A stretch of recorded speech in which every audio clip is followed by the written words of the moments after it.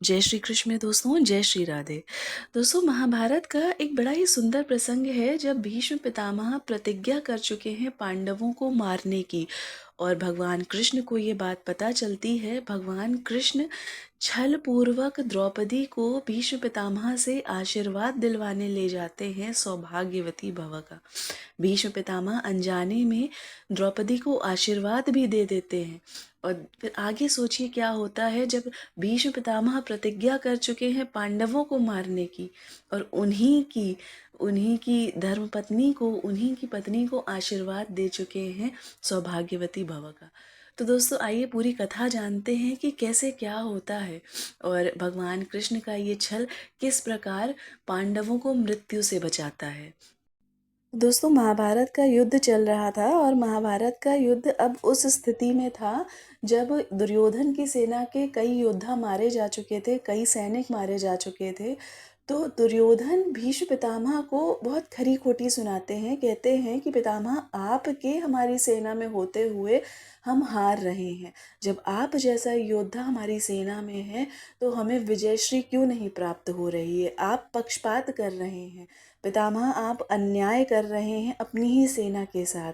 इतना कठोर बोलते हैं, इतनी खरी खोटी सुनाते हैं कि भीष्म पितामह प्रतिज्ञा करते हैं कि वह कल सुबह, कल के दिन में जब युद्ध होगा तो वह पांडवों को खत्म कर देंगे।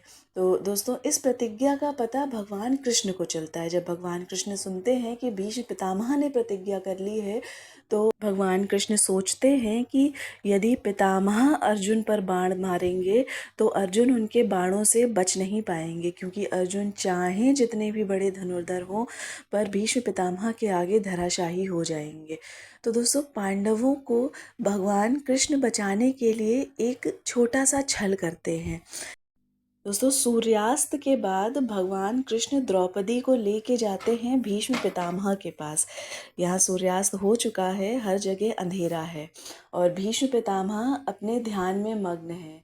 जगत पिता परमात्मा का ध्यान कर रहे हैं, भगवान कृष्ण के ध्यान में मग्न हैं, माला हाथ में है।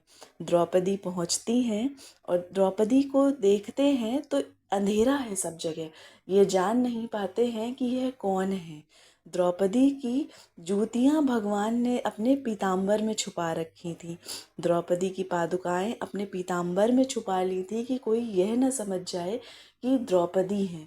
तो दोस्तों, सोचिए, जो परम पिता परमात्मा हैं, जिनके आगे समस्त विश्व उनके चरणों में, उनके चरणों की धूल पाने के लिए तरसता है, उनके चरणों में समस्त विश्व सर झुकाता है, आज वो अपने भक्त की पादुकाएं अपने पीताम्बर में छुपाए हैं। तो दोस्तों, भगवान कृष्ण द्रौपदी को अंदर भेजते हैं और द्रौपदी, अंधेरा है सब जगह, भीष्म पितामह के चरणों में सर रखती हैं। भीष्म पितामह द्रौपदी को आशीर्वाद देते हैं, अखंड सौभाग्यवती भव। भीष्म पितामह सोचते हैं दुर्योधन की पत्नी है, अंधेरा है सब जगह, कुछ साफ दिख नहीं रहा है, सूर्यास्त हो चुका है और भगवान कृष्ण के ध्यान में मग्न है भीष्म पितामह। तो कहते हैं अखंड सौभाग्यवती भव पुत्री।